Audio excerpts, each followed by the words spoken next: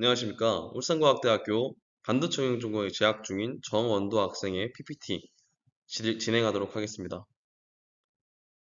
목차는 컴퓨터, 트랜지스터의 탄생과 반도체, 그리고 반도체 공정 개괄과 산화, 그 다음으로 반도체 패턴을 만드는 포토 공정, 네 번째로 그려진 패턴을 파내는 식각 공정, 그 다음 증착 공정과 여섯 번째 마지막으로 금속 배선 공정이 이루어져 있습니다.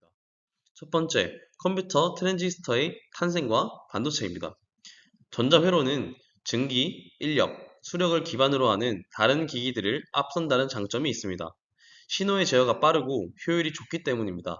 대표적으로 증기를 살펴보면 물리적으로 특정 위치에 도달해야 하기 때문에 반응 속도가 느리다는 단점이 있습니다. 또 높은 압력으로 전달되기 때문에 관의 두께가 두꺼워야 하는 등 효율적인 측면에서는 상당히 좋지 않습니다. 하지만 전기를 사용하여 버튼과 모터 하나만 있으면 모든 것이 해결되기 때문에 전체 기기의 크기도 작아지고 에너지 효율이 높아질 뿐만 아니라 반응 속도까지 빠릅니다. 전기가 발명되자 컴퓨터 역시 전기로 제어하려는 시도가 대세가 됐습니다. 전기 기반의 컴퓨터를 만들기 위한 수많은 시도가 있었으며 그렇게 해서 탄생한 기기가 바로 이 사진에 보이는 애니악입니다. 이 애니악은 톱니바퀴와 증기를 사용했던 해석기관과는 달리 진공관이라고 부르는 일종의 전구와 각종 전자회로를 조합해 작동하는 컴퓨터였습니다. 애니악의 에너지원은 전기였습니다. 애니악은 방 하나를 차지할 만큼 거대한 컴퓨터였으며 전기를 무려 170kW나 사용했습니다.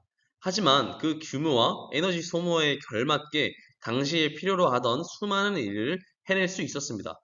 삐걱대며 천천히 움직일 톱니바퀴 대신 열 17만 개가 넘는 진공관을 사용했으므로 연산 속도가 훨씬 빨랐습니다. 애니악은 개발된 이후 수소폭탄 개발, 시뮬레이션 방법론 등의 큰 족적을 남겼습니다. 하지만 저성능 전자 계산기를 구동하기 위해 170kW의 전력을 사용해야 한다니 지금의 시점에서 보면 효율은 굉장히 나쁘다는 것을 알 수 있습니다. 게다가 크기까지 정말 거대했기 때문에 이런 물건을 대규모로 보급하는 것은 불가능에 가깝습니다. 애니악의 크기를 절반쯤, 심지어 10분의 1 정도로 줄여도 이 역시 마찬가지입니다. 세상은 또 다른 혁신을 필요했고 그것이 바로 트랜지스터입니다. 당시 사람들은 신호를 제어할 수 있으면 일종의 연산 장치를 만들 수 있음을 알고 있었습니다. 그 예가 우리가 위에서 봤던 증기자동문입니다. 줄이라는 도구를 이용해서 증기를 하는 신호를 제어하고 줄을 당기면 문을 열어라 라는 프로그램을 수행한 것입니다. 개선판인 전기자동문 역시 본질은 같습니다. 버튼을 이용해 모터로 향하는 전기를 제어하는 것 뿐입니다. 증기자동문은 단순히 문을 열고 닫는 수준의 간단한 일밖에 하지 못하지만 하지만 원한다면 줄 하나로 문 두 개를 동시에 연다거나 사람이 문 아래에 있으면 닫히지 않는 안전문을 만드는 다양한 일을 할 수 있습니다. 이 규모를 계속 키워가다 보면 컴퓨터를 만들 수 있고 잡아당기는 줄, 증기 배관 등은 진공관에 해당하는 기초 소자인 것입니다. 증기 컴퓨터의 기능을 추가하고 전체 성능을 높이려면 어떻게 해야 할까? 증기관을 늘려 많은 기능을 넣거나 더욱 높은 압력, 온도의 보일러를 설치해 증기가 차오르는 속도를 높이면 될 것입니다. 문제는 이 모두 쉽지 않다는 것입니다. 증기기관은 그 자체로 크기가 매우 크기 때문에 보일러에서 다른 곳으로 관 하나를 추가하는 것만으로도 이미 거대한 크기가 더욱 커지고 보일러의 성능을 높이려고 하면 필요한 에너지가 매우 커지고 위험도 역시 높아집니다. 이 진공관은 당시 사람들이 알고 있던 소자 중 가장 나은 소자였을 뿐입니다. 전기로 동작하므로 고압 보일러처럼 폭발할 위험도 없을 뿐더러 동작 속도도 초당 수십 회 정도는 됐습니다. 물론 그래도 사용하는 전력이 개별 진공관이 고장나는 등의 사고가 빈번했습니다. 더 나은 컴퓨터를 만들기 위해 더 나은 소자를 찾을 필요가 있었습니다.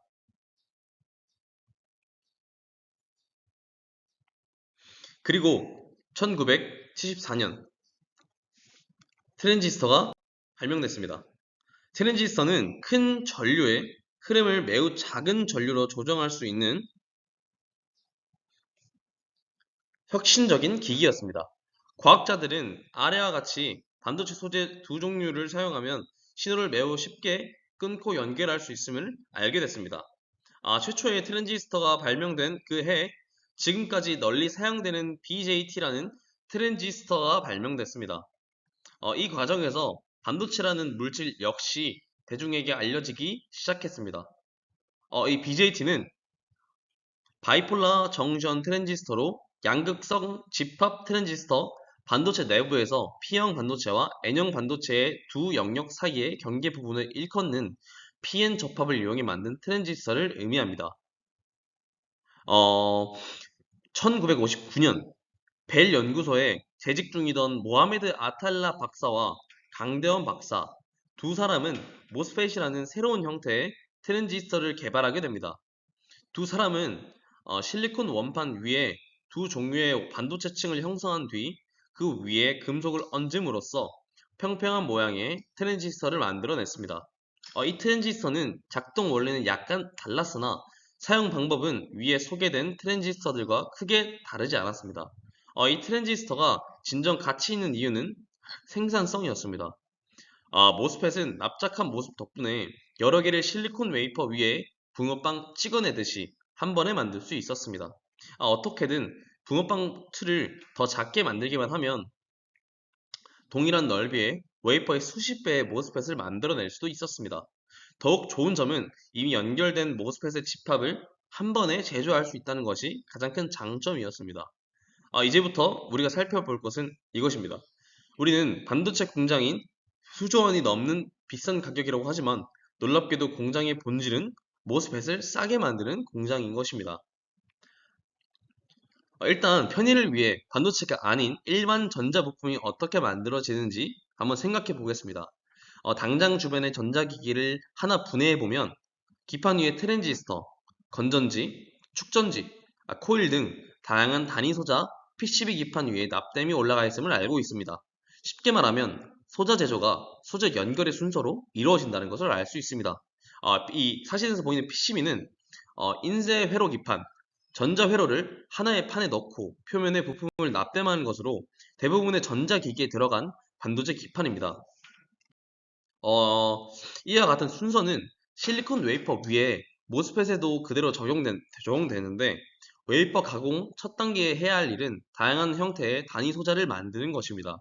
이 과정을 FEOL, 즉 Front End of the Line, 공장 내에서 하는 앞단계라고 부릅니다. 그 이후에는 납땜에 해당하는 일을 진행해야 합니다. 하지만 이렇게 작은 소자들을 직접 납땜할 수 없습니다. 대신 FEOL에서 사용한 것과 비슷한 기술들을 이용해 매우 미세한 배선을 만들어 수십억 개의 단위 소자들을 서로 연결합니다. 이 과정을 BOL, Back End of the Line 이라고 부릅니다. 그리고 이 두 과정들을 합쳐 웨이퍼 가공 과정인 전 공정이라고 부릅니다. 앞으로 배울 산화, 포토, 식각 등과 다양한 공정들은 전부 FEOL, 즉 Front End of the Line과 BEOL, 즉 Back End of the Line 과정에서 사용되는 수단일 뿐입니다. 각 단계의 목적에 따라 특정 장비를 사용하는 빈도와 횟수가 달라질 뿐만 아니라 기본 목적은 똑같습니다. 미세한 패턴을 아주 많이 만들어내는 것입니다. 산화 공정은 실리콘 웨이퍼 위에 보호막을 씌우는 과정입니다. 실리콘은 산소와 반응하면 SiO2가 됩니다. 산화 공정을 통해 생성된 산화막은 튼튼할 뿐만 아니라 매우 안정적입니다.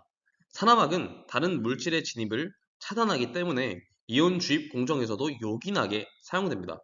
산화막은 의도적으로 전류 흐름을 막기 위해서 사용되는데 모스펫 구조의 핵심은 게이트입니다. 과거에 BJT와 같은 트랜지스터와는 달리 모스펫의 게이트는 SD 사이 영역에 직접 맞닿지 아니않고 간접적으로 영향력만을 행사합니다. 모스펫이 가동 중이 아닐 때는 전력 소모가 적은 이유입니다. 여기서 게이트와 전류 통로를 막는 물질도 산화막이 사용되곤 하는데 이를 특별히 게이트 옥사이드라고 부릅니다. 물론 최근 생성되는 첨단 반도체의 경우 반도체 크기가 작아짐으로 인해 게이트 절연막으로 HKMG2 등 다양한 대체 물질이 사용되고 있습니다. 이온주입 공정 반도체 제조 과정에서 순수한 실리콘 웨이퍼를 반도체로 바꾸기 위해 3족이나 5족 이온을 주입하는 과정입니다. 그리고 HKMG는 유설 전류를 효과적으로 조릴 수 있도록 개발된 새로운 모스펫 게이트. 기존의 다결정 실리콘이었던 게이트는 금속으로 대체하고 산화교소였던 절연막은 고유존체 하이K로 대체한 트랜지스터를 말합니다. 산화 공정의 종류를 알아보겠습니다. 산화 공정은 습식, 건식, 라디칼로 크게 3종류로 나눌 수 있습니다. 습식 산화는 실리콘 웨이퍼를 고온의 수증기와 반응시키는 방식입니다. 쉽게 말하면 고온의 물을 통해 실리콘 표면을 녹슬게 하는 것과 비슷하게 생각하면 됩니다. 습식 공정의 경우 매우 빠른 속도로 실리콘 산화막을 성장시킬 수 있는 반면에 산화막의 전체적 균일성, 밀도 등의 특성이 떨어집니다.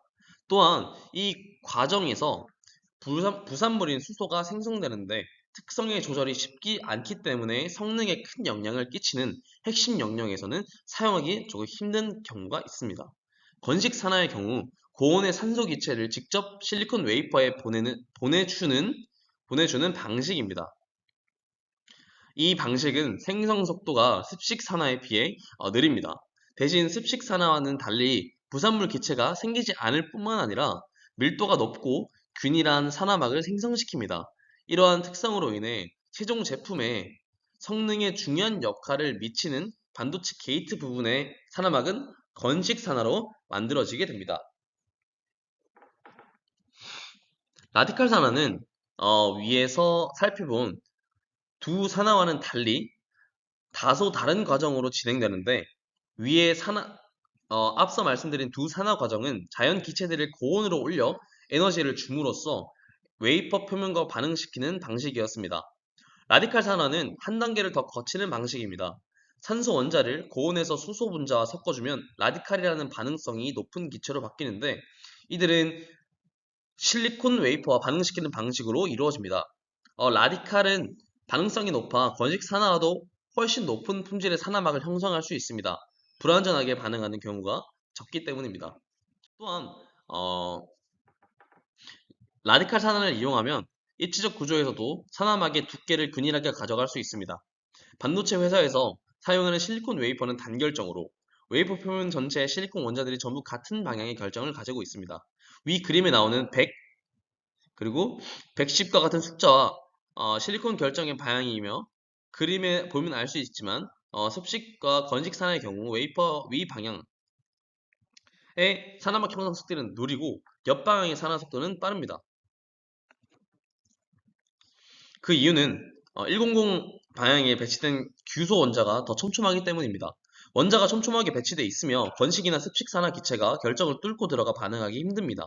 라디칼 산화의 경우 이런 문제가 조금 더 자유롭습니다. 그뿐만 아니라 라디칼 산화는 기존의 산화막을 만들어 힘들었던 모서리 부분에도 균일한 산화막을 생성시키며 심지어는 반응성이 낮은 편에 속하는 쥐라교소에서도 실리콘 원자를 훔쳐 산화 반응을 일으키기까지 합니다.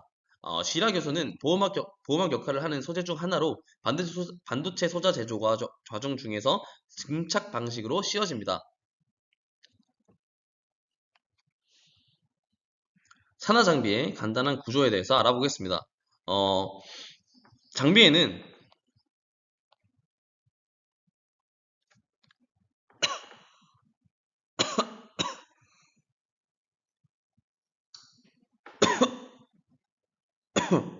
기체 투입구가 있는데 해당 주입구에 반응시키고자 하는 기체를 주입해 줍니다. 주입된 기체는 내부에서 가열되고 웨이퍼와 만나서 반응하게 됩니다. 투입된 웨이퍼 안에서는 일부 더미 웨이퍼가 가까워져 있습니다. 더미 웨이퍼는 기기 구조상 발생할 수밖에 없는 기기 양 끝에 웨이퍼들의 반응 속도 차이를 메워줄 목적으로 투입되고 또한 그림을 통해 알 수 있겠지만 산화 과정은 처리 속도가 상당히 빠른 축에 속합니다. 수십 개의 웨이퍼를 일제히 투입한 뒤 반응시키기 때문입니다. 다음은 포토 공정입니다.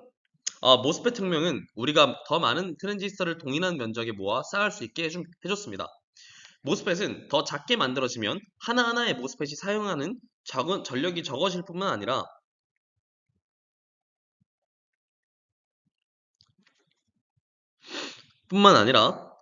트랜지스터 개수가 늘어나므로 기능을 부여할 수 있게 됩니다. 그래서 모스펫을 작게 만드는 것은 매우 중요합니다.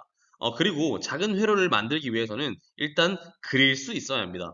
그래서 이 반도체 기업들이 반도체 덮개를 만드는 과정을 포토 공정이라고 합니다. 포토 공정의 첫 단계는 감광액을 바랍니다. 그 다음 감광액은 포토레지스트라고 불리며 빛과 닿는 부분의 성질이 변하는 물질입니다. 포토레지스트는 다른 뒤에 웨이퍼 빛을 쐬어줌으로써 관광객의 특정 부분만을 변질되게 만들어 공정을 진행하게 됩니다. 당연하지만 어, 그냥 웨이퍼 전체에 빛을 쐬어줄 경우 발라놓은 감광액 전체가 변질될 것이므로 광원 앞에는 원하는 패턴이 그려진 판을 하나 놓습니다. 이 판을 포토 마스크라고도 부릅니다. 광원을 포토 마스크에 통과시킨 뒤 웨이퍼에 쬐어주면 비로소 우리가 원하는 패턴을 웨이퍼 위에 생성시킬 수 있습니다. 패턴이 생성된 뒤에는 현상 과정을 거치고 이 과정에서 빛을 쬐어 변성된 포토레지스트 부분들을 제거해 주므로 원하는 패턴을 가진 과자들이 만들어지는 것입니다. 즉 포토 공정은 포토레지스트가 도포된 웨이퍼 위에 포토 마스크를 통과한 광원을 씌워줌으로써 원하는 패턴을 만들어내는 작업이라고 할 수 있습니다. 위에서 설명했듯 포토레지스트는 빛을 받으면 성질이 변하는 물질입니다.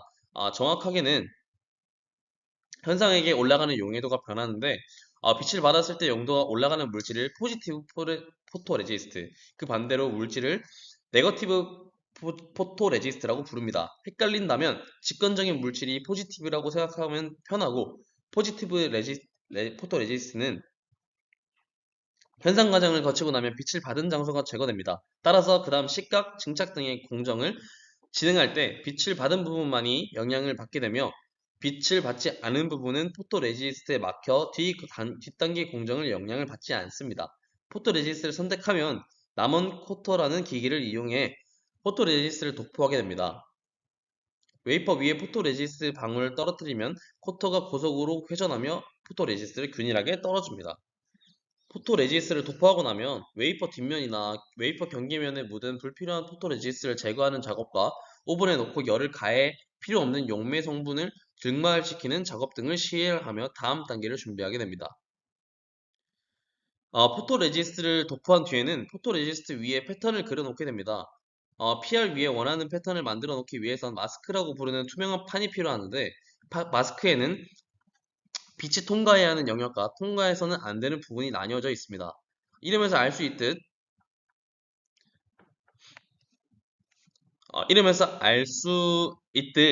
광원에 마스크를 씌워줌으로써 우리가 웨이퍼 위에 새기고자 하는 모양의 빛이 만들어지는 것입니다. 마스크에 새겨진 패턴은 빛의 간섭 효과 등 고려해 만들기 때문에 실제 우리가 만들고자 하는 패턴과는 다소 차이가 있습니다. 마스크는 사전에 준비되어 있으므로 그 다음 할 일은 노광 시작 위치를 정확히 찾는 작업입니다. 이러한 작업은 정렬이라고 합니다. 전장에서 살펴보았듯 노광은 반도체 제조에서 수십 차례 시행될 수 있습니다. 반도체 내 미세 패턴들의 간격은 수십 나노미터 수준에 불과하기 때문에 오차가 수십 번 누적될 경우 큰 불량이 일어날 수 있습니다. 이는 노광을 시행하기에 앞서 전 단계 공정에서 미리 생성해 놓은 표시를 찾음으로써 이루어집니다. 드디어 빛을 비출시킨 시간입니다. 이 과정에서 실제 노광이 일어나는 시점입니다. 빛을 웨이퍼 위에 칩 하나의 크기의 좁은 영역에 비춰주고 필요한 시간만큼 빛을 비췄다면 노광기는 웨이퍼의 약간 옆부분으로 이동해 작업을 반복합니다. 노광이 끝난 후에는 오버레이를 함께 수행할 수 있습니다. 오버레이는 노광 과정에서 웨이퍼에 찍어놓은 작은 마스크입니다.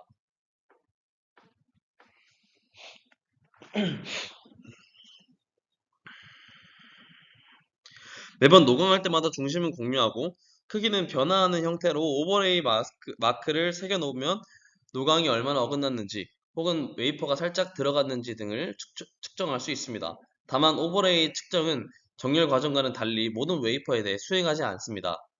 포토레지스트에 빛을 쬐고 나면 빛을 받은 부분의 특성이 변화하게 됩니다. 이유는 특성이 변한 부분을 웨이프폼에서 제거해줘야 하는데 이 과정을 현상이라고 합니다. 일단 현상을 하기에 앞서 다시금 웨이퍼에 오븐을 넣고 가열해줍니다. 이를 피입이라고 하는데 이를 통해 포토레지스트의 빛을 받은 부분의 특성 변화를 더욱 강화할 수 있습니다. 이 과정이 끝나고 나면 드디어 현상액을 도포해 변화된 영역을 제거하고 필요한 경우 린스를 해주게 됩니다. 세척에 사용되는 용액은 포토레지스트에 사용했던 물질이 정확합니다. 세척 과정에 사용되는 기기도 매우 다양하며 역시 속도와 불량 발생 비율 사이에 상층 관계가 있습니다. 위와 같은 과정을 거치고 나면 드디어 우리가 원하는 반도체 과정 틀이 만들어지게 됩니다. 이제 만들어진 포토레지스트 틈 사이에 물질을 발라주거나 원하는 부분을 깎아내는 등의 작업을 거쳐 트랜지스터와 배선을 새기는 것입니다. 다음으로 설명드릴 공정에 대해 알아보겠습니다. 우리는 노광 공정을 통해 만들어진 틀을 이용해 우리가 원하는 모양을 우리가 원하는 방식으로 만들 수 있는데 이 작업 중 필요치 않는 부분을 제거하는 공정을 식각 공정이라고 합니다. 우리는 이 식각 공정에 대해서 알아보겠습니다. 우선 식각 공정에 요구되는 특성들을 알아보겠습니다. 첫 번째, 선택비입니다. 선택비는 해당 공정에서 제거하고 싶은 물질만을 얼마나 잘 제거했는지를 나타내는 수치입니다. 공정이 진행됨에 따라 씌워놓은 포토레지스트 등도 느리지만 서서히 깎여 나가는 문제가 생기는데 이는 내가 원하는 물질만을 제거하는 것을 불가능케 합니다. 여기서 선택비가 높다는 것은 식각 과정에서 제거해서는 안 될 물질은 덜 제거하고 제거해야 할 성분만이 제거된다는 의미입니다. 둘째, 방향성입니다. 이는 식각이 진행되는 방향을 의미합니다. 크게 등방성 식각과 비등방성 식각으로 나눌 수 있는데 등방성은 포토레지스트의 열린 부분을 기준으로 모든 방향의 식각이 발생된다는 의미이고 비등방성은 특정 방향으로만 반응이 잘 일어난다는 것을 의미합니다. 셋째, 속도입니다. 속도는 식각 반응이 얼마나 빠른지 나타내는 수치입니다. 모든 수치가 동일하다면 당연히 속도가 빠를수록 좋습니다. 하지만 일반적으로 빠르고 정확한 선택지는 없으며 공정을 개발하는 과정에서 정확도 등 수치와 속도 사이에서 타협이 분명히 필요합니다. 넷째, 균일도입니다. 이는 식각이 전체 웨이퍼 영역에서 얼마나 불균형하게 일어나는지를 나타내는 척도입니다. 다음으로 건식과 습식에 구성되어 있는 식각의 종류에 대해 알아보겠습니다. 먼저 습식 식각은 식각 속도가 매우 빠르며 담그는 방식의 특성상 화학적 식각밖에 쓸 수 없으므로 선택비가 높다는 장점이 있습니다. 하지만 등방성이 강하다는 단점을 가지고 있습니다. 또한 액체의 특성상 틈이 너무 작으면 표면 장력으로 인해 식각의 자체가 포토레지스트 틈으로 침투하지 못하게 됩니다. 그렇기에 현대 반도체 핵심층 제조에는 습식 식각을 사용할 수 없습니다.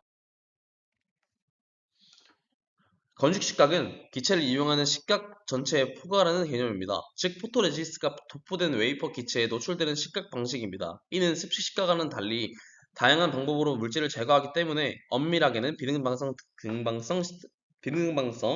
그리고 등방성을 일목요연하게 설명할 수는 없습니다. 다음으로는 물질 제거의 방식에 따른 식각입니다. 이는 화학적 방식과 물리적 방식으로 나눌 수 있는데 화학적 방법은 화학적 반응이 주된 메커니즘으로 원하는 물질만을 제거하는 선택비가 높습니다. 물리적인 방법은 원자를 이용해 물리적인 힘을 주어 식각하는 방식으로 식각 속도가 느리고 선택비가 좋지 않습니다. 실제로 가장 많이 사용하는 방법은 두 가지를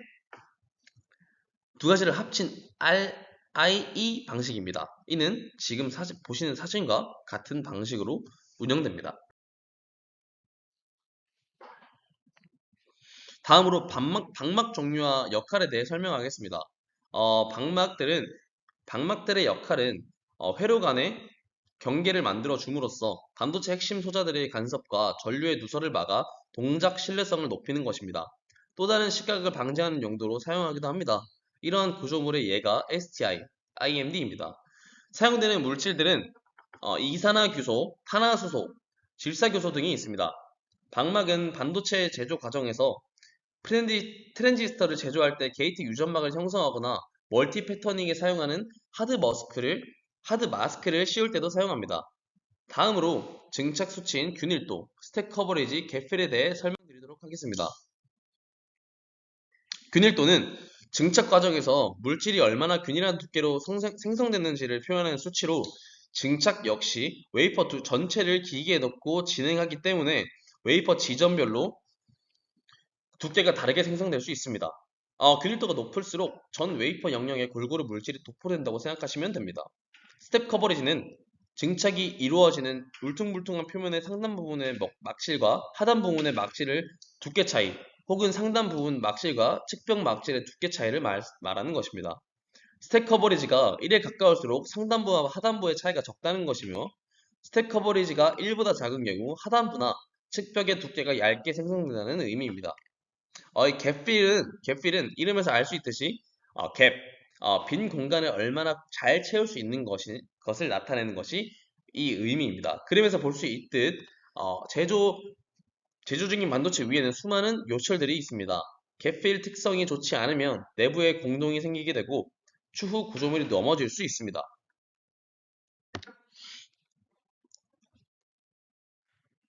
다음으로 증착에 대해 알려드리도록 하겠습니다.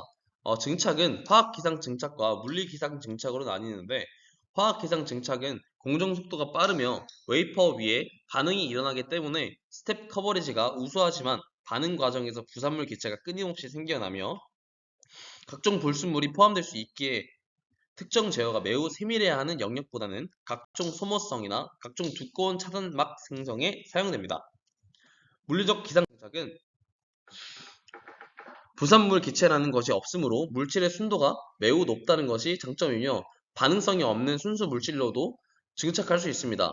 예를 들면 순수한 텅스텐, 코발트 등도 증착이 가능합니다.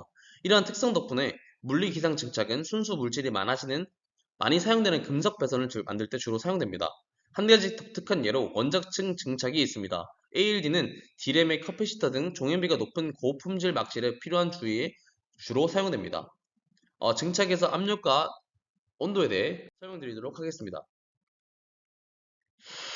증착 과정에서 낮은 기압을 사용하면 막의 성장 속도가 느려지는 대신 막의 수직 방향을 증착하여 강화할 수 있습니다. 높은 온도를 사용할 경우 막의 손도가 높아지지만 알루미늄과 같이 녹는 점 550도 정도 이 낮은 금속이 전 단계 공정에서 사용됐다면 문제가 생기게 됩니다. 이러한 특징으로 인해 같은 물질이더라도 필요에 따라 완전히 다른 방식으로 증착하기도 합니다. 증착에서 소재 선택의 어려움에 대해 말씀드리겠습니다. 물질은 열을 받으면 조금이라도 크기가 변하는데 이를 열팽창이라고 합니다. 반도체 제조에서 소재들이 열팽창을 일으키는 정도가 다르다는 문제가 있습니다. 극단적으로 산화실리콘 위에 알루미늄 방막을 만들었는데 이후 고온 공정이 적용될 경우 증착 시에 잘 만들어졌던 내부 구조가 휘면서 망가지게 됩니다. 기존의 특정 방막에 쓰던 물질을 팽창 계수가 크게 다른 물질로 바꿀 경우 고온에서 제조 수율이 크게 변하다는 것입니다. 여섯 번째, 반도체의 생명을 불어넣는 연결, 금속 배선입니다.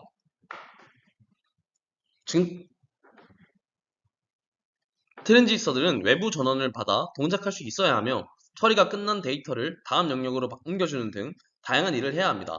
따라서 소자와 소자를 연결해주는 공정이 필요합니다. 그리고 반도체 역시 전자회로인 만큼 각 소자들은 전기를 이용해 소통해야 합니다. 여기서 필요한 것이 금속 배선 공정입니다.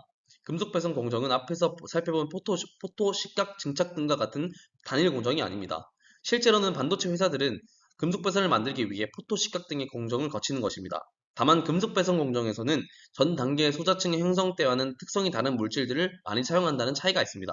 즉, 식각 장비와 비슷하게 금속 배선 공정용 장비가 존재하는 것이 아니라 각종 공정용 장비들이 금속 배선을 만드는 데 사용되는 것입니다. 기판의 소자들을 연결할 때는 전선을 연결한 뒤에 납땜합니다. 하지만 반도체의 경우 아래에서 위로 쌓아 올리는 방식을 사용하기 때문에 하부의 소자층을 연결한 다음 그 위에 컨택이라고 부르는 소자와 금속 배선의 연결부를 만들고 그 위에 금속 배선을 연결합니다. 소자와 접점 사이는 베리어 메탈이라는 금속을 필요로 합니다.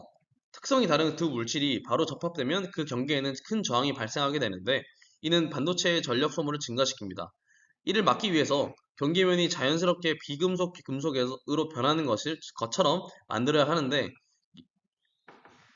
여기에 베리어 메탈이 사용됩니다. 베리어 메탈을 만들기 위해선 반도체 소자의 규소층 위에 티타늄이나 코발트와 같은 물질을 칠해준 뒤 이 금속들이 규소 원자와 반응시키면 됩니다. 이런 과정을 실리사이데이션이라고 부르며 해당 부위를 콘택트 실리사이드라고 부릅니다. 그뿐만 아니라 베리어 메탈은 공정진행 과정에서 원치 않은 소자 손상을 방지하기도 사용합니다. 반도체에서 전선을 연결하는 과정은 일반적인 전선을 만드는 과정과 매우 유사합니다. 일단 피복에 해당되는 부분을 먼저 만들어야 합니다. 일반 회로의 경우 완성된 전선을 가져와 연결하는 것이지만 반도체 회로에 의해서 전선을 만들어내야 합니다. 만약 증착할 금속이 알루미늄이라면 앞에서 배웠던 C컷과 증착을 통해 도선을 만들 수 있습니다. 일단 웨이버 표면 전체에 금속 막을 바른 뒤 위에 포토레지스트를 도포하고 노광하는 것입니다. 이후 필요 없는 알루미늄을 깎아낸 뒤 알루미늄 주면에 각종 유전체를 채워넣게 됩니다. 두꺼운 상부 금속 배선은 제조하기 어려운 테크닉을 적용할 필요가 없습니다. 과거에 알루미늄으로 특정 두께의 하부층 배선을 만들어 봤다면 이번에는 같은 두께의 알루미늄 배선을 상부에 만들 수 있다는 것입니다. 따라서 상부 배선층에는 꼭 첨단 기술을 적용할 수 있지는 않고 기존에 자주 해본 공정을 적용할 수 있습니다. 이를 통해 반도체 회사는 투자비를 아낄 뿐만 아니라 공정 학습 시간을 줄일 수 있습니다. 이렇게 울산과학대학교 반도체 응용전공 정훈도 학생의 PPT 발표를 마무리하겠습니다. 감사합니다.